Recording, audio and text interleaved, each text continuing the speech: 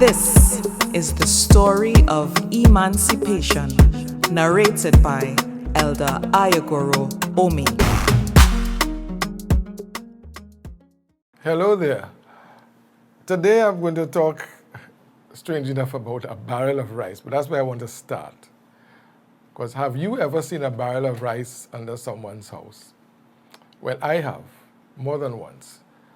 At first I saw it in Echo Village, Williamsville, where my father had been posted for his first assignment as a headmaster during the late 1950s.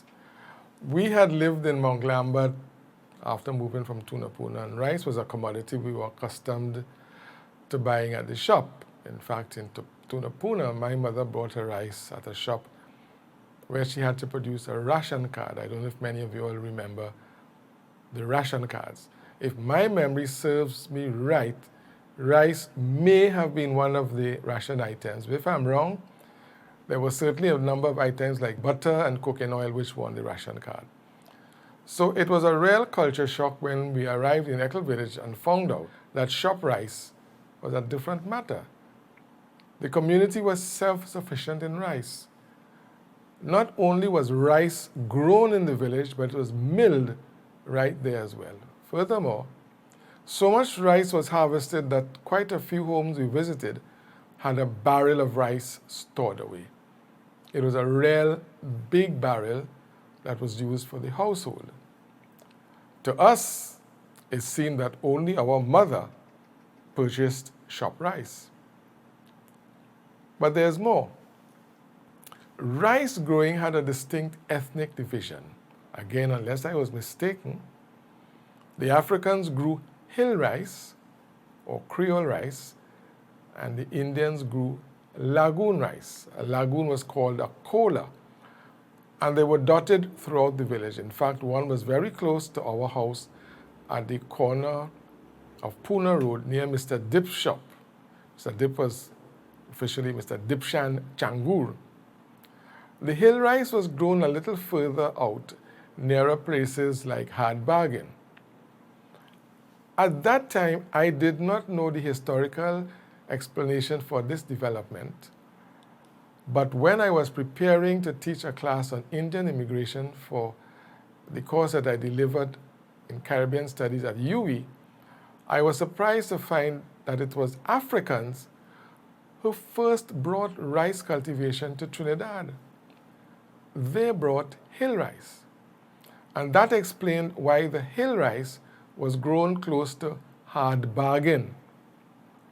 Hard Bargain is one of the company villages, and these are settlements which still exist of African American former soldiers, and in the dialect of English that we spoke at the time, we called them Americans, and they were the ones to bring hill rice or Creole rice or red rice from the Americas.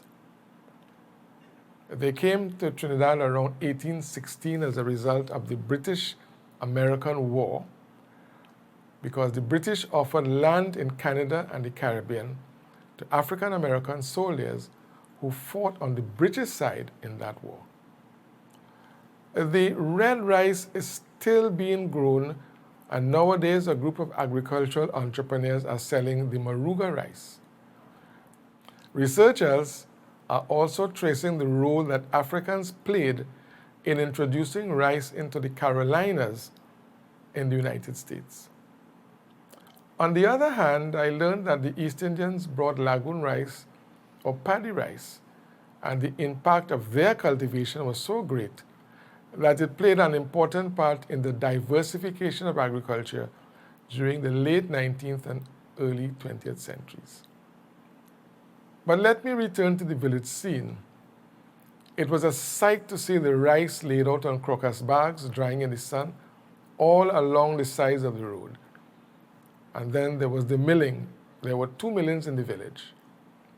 One was near the entrance to Echo Village, down by Railway Road, a community which we called American, and the other was opposite the school, Echo Village EC, where my father was headmaster.